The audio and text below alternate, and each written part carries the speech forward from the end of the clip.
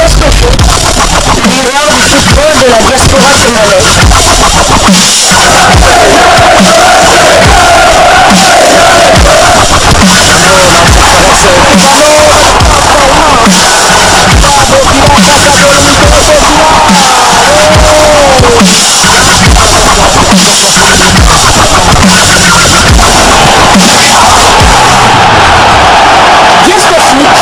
Le miroir du football de la diaspora congolaise.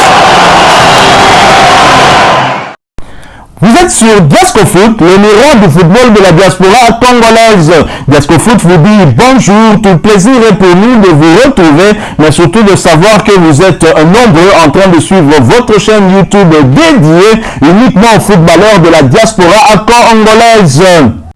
C'est l'heure de partager avec vous quelques news que nous avons pu récolter pour vous, des news concernant la tanière de léopard de la République démocratique du Congo. Une bonne nouvelle pour les léopards, il n'y en a pas beaucoup chez les léopards. En ce qui concerne les éliminatoires de la CAN Côte d'Ivoire 2023, la 6e et dernière journée qui doit se jouer en République démocratique du Congo, on hésitait, on ne savait pas si ce match devait se jouer à Kinshasa ou à Lubumbashi. Ça y est, c'est fait, c'est désormais connu.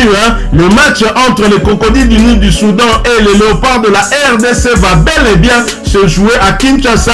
Les léopards valideront peut-être leur qualification au stade des Martyrs. C'est officiel, c'est au stade des Martyrs de la RDC que les léopards recevront les crocodiles du Nil du Soudan au mois de septembre prochain en match comptant pour la 6e et dernière journée des éliminatoires de la CAN Côte d'Ivoire 2023. La nouvelle est tombée hier, mercredi 16 août, pour le grand bien des supporters des léopards vivant à Kinshasa. La Confédération africaine de football a réservé une suite favorable à la demande des autorités congolaises. Le plus grand stade du pays a ainsi reçu une autorisation exceptionnelle pour abriter cette rencontre importante.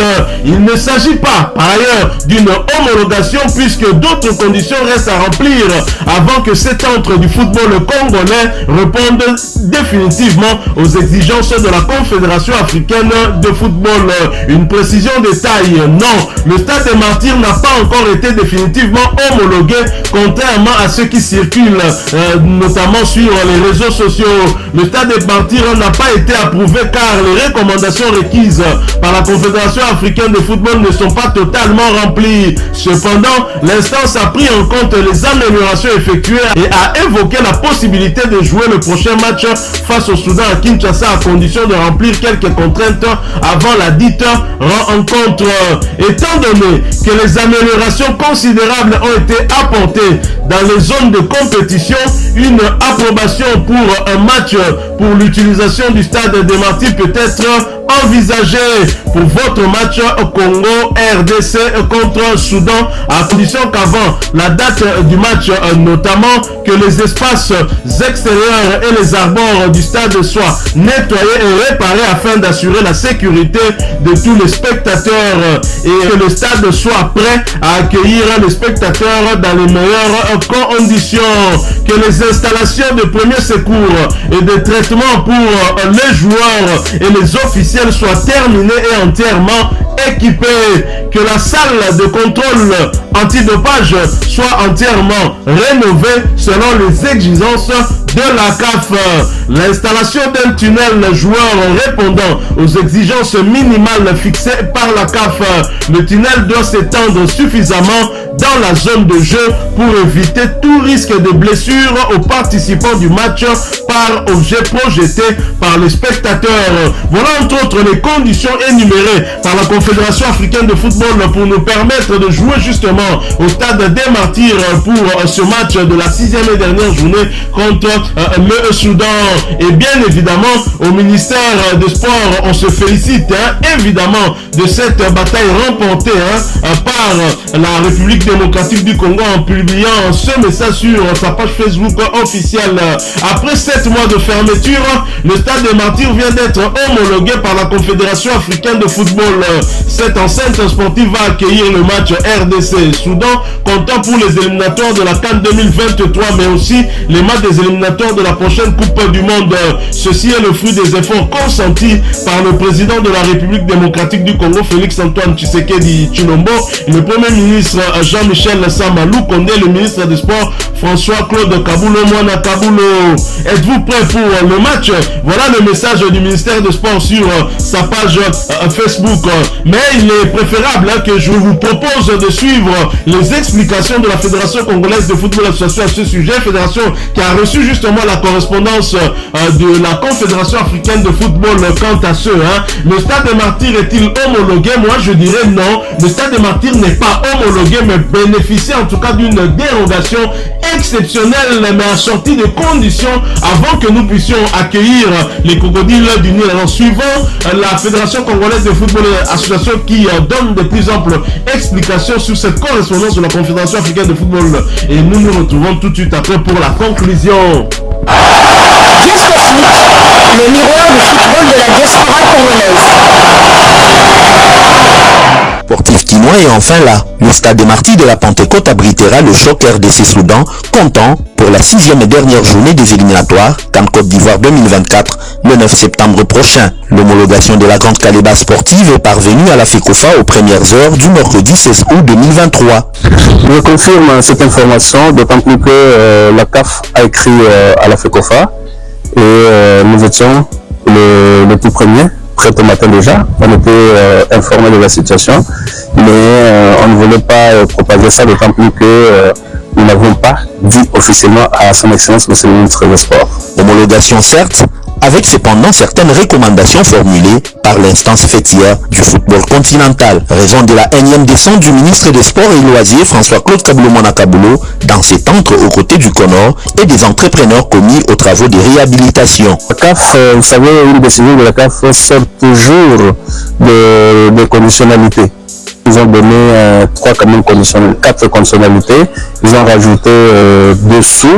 Et donc nous devons nous employer pour minimiser davantage les 4 conditionnalités. Requinqué à 80%, le stade des Martyrs devra pour son finissage assainir sa cour extérieure, libérer les voies d'accès, notamment celles des entrées de l'avenue Triomphale et Wangata, installer les portes tourniquets pour faciliter le contrôle d'accès au public, faire les graphismes de salles antidopage, mais également aménager la salle commise aux premiers soins. Ces coups de poquet est la conséquence d'efforts consentis par le chef de l'État, Félix-Antoine Tshisekedi Tshilombo, premier sportif du pays, du Premier ministre Jean-Michel Sama Lukonde et une volonté traduite par la touche de François-Claude Kaboulou Mwana Kaboulou qui, à son arrivée, s'était lancé comme défi de remettre ce stade, symbole du football congolais, aux standards internationaux.